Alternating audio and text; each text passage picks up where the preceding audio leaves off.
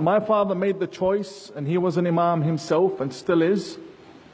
He made the choice to come to Australia because it was a non-Muslim country.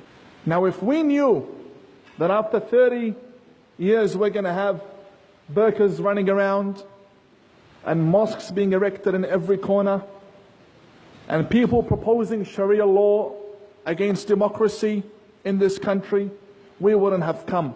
I believe that the entire religion needs a review. I believe that there are certain books that need to be banned from this country. There are books that are regarded the second book after the Quran. And all mainstream Muslims believe in this book. The Bukhari, a very famous book. It's present in at least the majority of Muslim homes, at least. It's everywhere. It's put on the shelf right beside the Quran. And every act of terrorism is taught from that book. And that book is widely available and sold and published in Australia. I don't understand how Muslims believe that, well, radical Muslims is the main issue here, how they believe that if you blow yourself up, you go have lunch with the Prophet Muhammad in heaven. I didn't know my Prophet was running a restaurant up there. I honestly never knew. And then you have other very attractive statements that they state, that you go and you get 72 virgins. But what kind of a virgin is she that I would have to blow myself up for her? And I also oppose the construction of mosques. We have a big problem. Changing this country is something I am against. You can have one mosque in Adelaide, which is the oldest mosque, and then you can have centers. You can have educational centers. You can rent out university theaters, community centers. There's no need to be building mosques that later on are led by radical Muslim leaders. Some of them don't find success in radicalizing the youth that come to the mosque to worship God. So what do?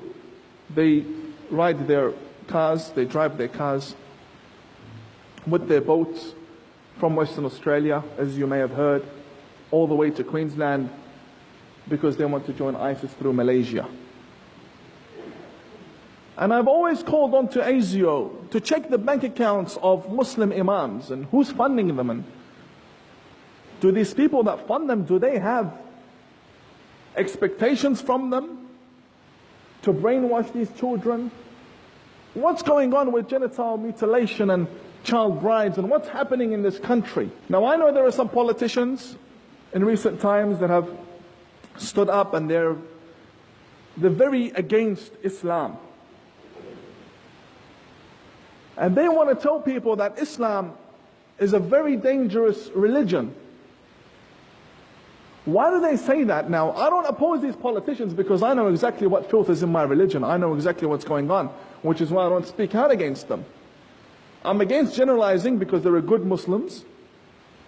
But the main message behind it, I agree with. This will get me in trouble. I've never said this before, but Palestine is Jewish land. I mean, come on, who doesn't know this? Jesus came to Jerusalem.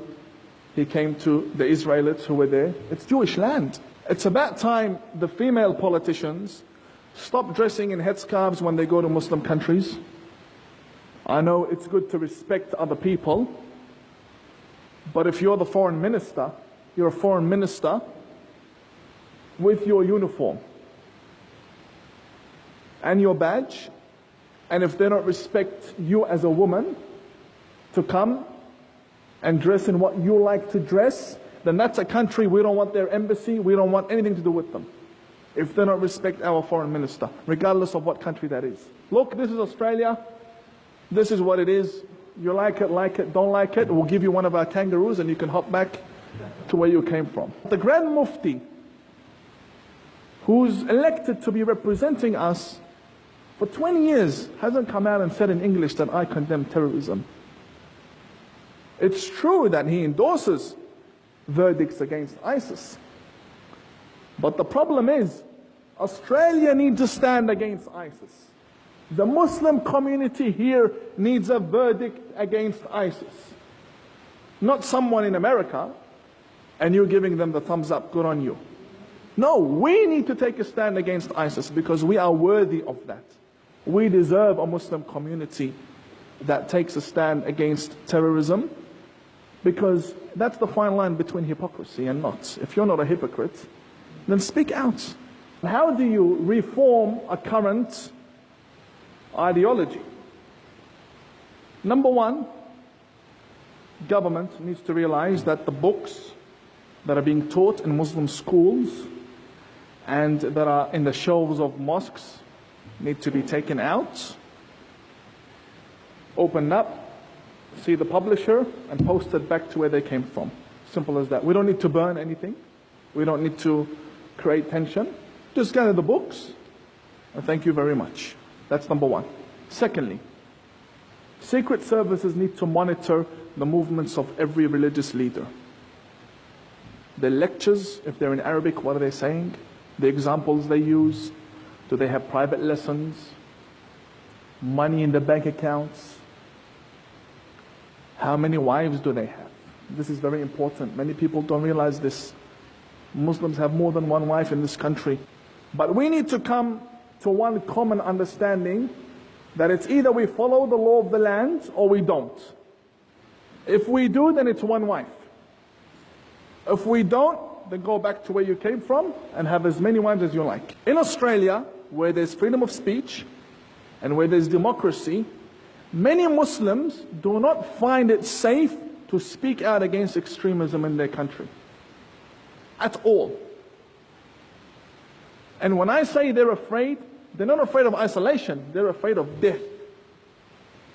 And I've been very close to that. And God saved me many times.